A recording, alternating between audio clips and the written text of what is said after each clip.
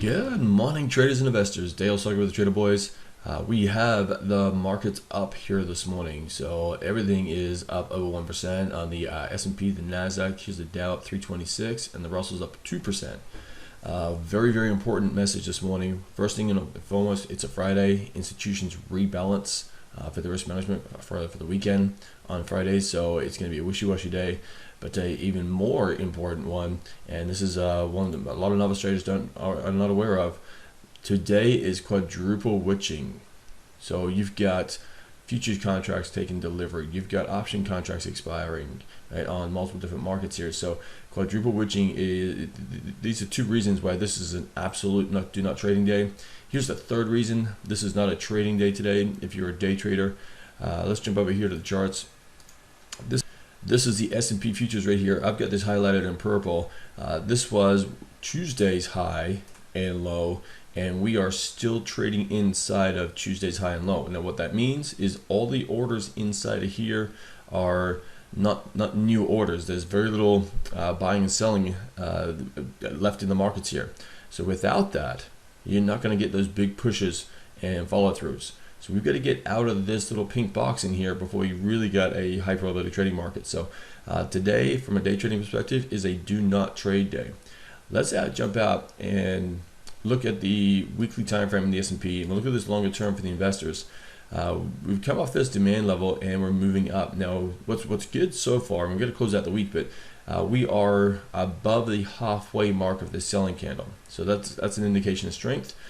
This is a lower trend line coming off the daily chart. We are at that lower trend line currently, so we need to close basically where the top of the week is here to show that strength. Now, closing at the top of the candle is an indication of strength. Closing above the trend line here, indication of strength.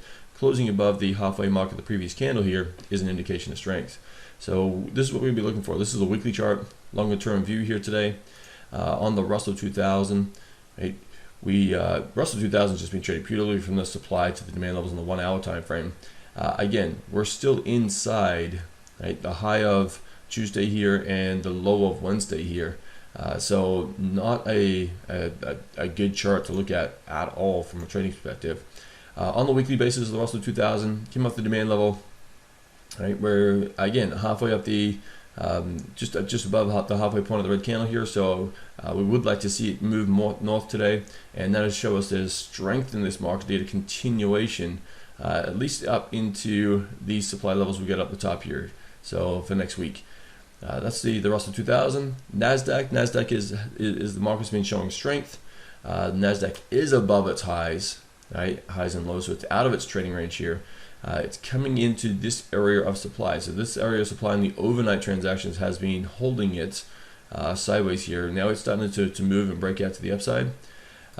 Longer term view on the weekly time frame, Nasdaq is almost right to new all-time highs. So we are at the top of the weekly candle, completely engulfed, right, this down candle, bearish candle here. So we got a bullish engulfing candle formation here at the top of the range. So that's going to indicate continuation on the Nasdaq. Right, here we got the bonds. The bonds have hit supply. Right, this is on a daily time frame.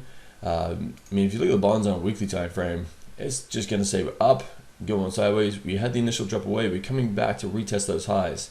So bonds could drop from here. Right? Now, short term, bonds dropping, great thing, can push the markets higher.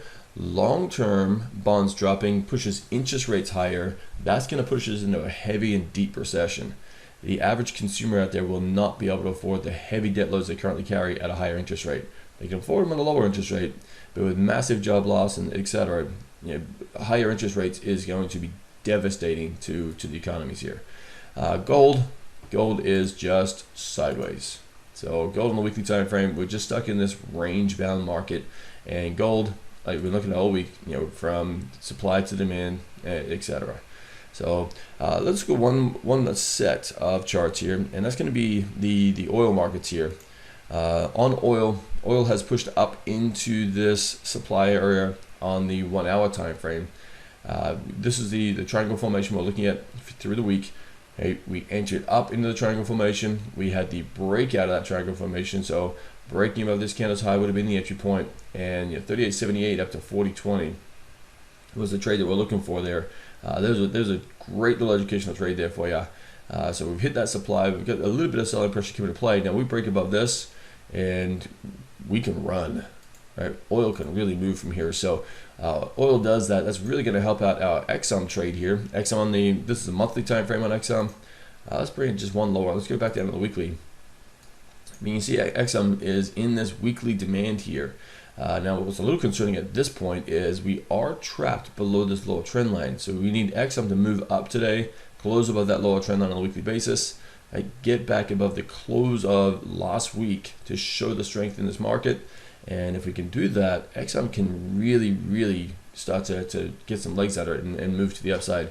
Now remember, this is a long-term play. XM is paying a huge dividend, so massive upside potential as the economy reopens, demand on oil increases. You've got huge appreciation valuation here, and you've got a huge dividend, and then you can sell covered calls on this and bring in what we call a triple income strategy here at the Trader Boys. So that's it for me today. Right, the big message here: quadruple wishing Friday, inside trading day on the S&P 500. For the day traders, enjoy your day off. Dale Sugden, talk to you next week.